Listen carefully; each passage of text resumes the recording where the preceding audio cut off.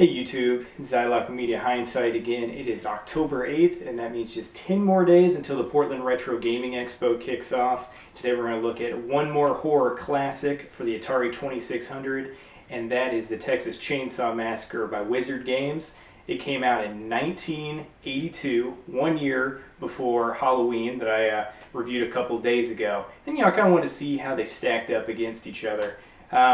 And you know what, I said one thing that I was really interested in experiencing, and that was like, hey, wouldn't these games be more fun to play if we played it from the perspective of the villain? Well, guys, it's an exciting day, because I get to find out if it is.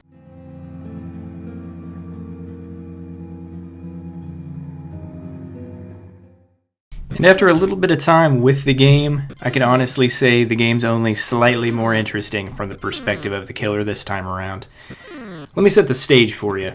You take control of Leatherface, chainsaw and all, and you can run left or right, dodging wheelchairs, animal skulls, and fences, all while trying to kill what appear to be little girls. Doesn't that sound exciting? If you don't think so, at the very least you won't be expecting much from the game, and that's good. You start with 3 lives, but they aren't really lives at all. Think of them more as gas tanks for your trusty chainsaw.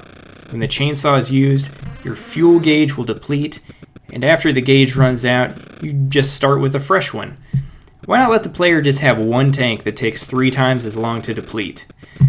Your goal is to hunt down random girls that scream obnoxiously every time they see you, and kill them with your chainsaw. That's kind of what we expected here. You must activate it by hitting the fire button, which will deplete your fuel a bit and turn the girls into what resembles chocolate pudding. Sounds easy enough, really. I mean, you're twice as fast as these girls, so you should have no issues, right? There are 2 really, and they seem awfully realistic to me.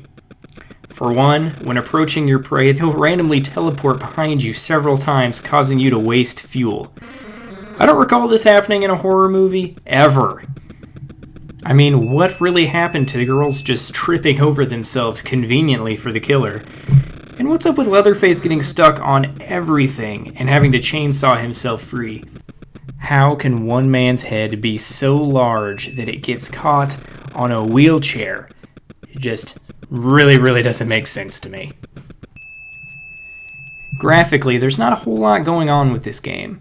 You can tell very little effort was put in, and there are only about 10 assets to speak of throughout the entirety of the game.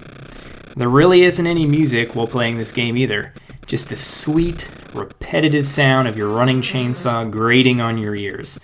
The sound effect while your chainsaw is activated is pretty impressive though, and the little ditty that plays after a kill isn't too bad. But the high-pitched sound of the girls could really only be more annoying to a dog.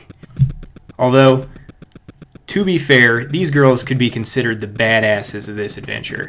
When you run out of fuel and get a game over, one of the girls runs out in style and kicks you in the rump. It's totally hysterical and a completely unexpected surprise. And there you guys have it. That's the Texas Chainsaw Massacre for the Atari 2600.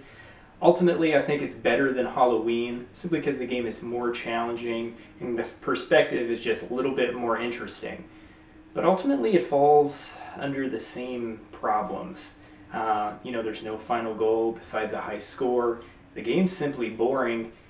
The game does not give a player incentive to continue playing after playing it once or twice. It's just not intriguing in that respect. Because of that, and it's a decent game. It's playable, so I can't hate on it for that. But I'm going to have to give it a 60 out of 100.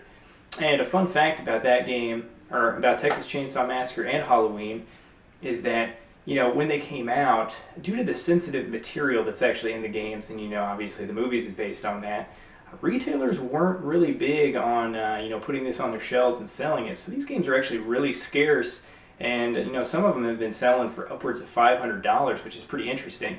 So even if the gameplay is not up your alley, some collectors should definitely be looking out for this title, because it's definitely a nice piece to have in your collection for sure.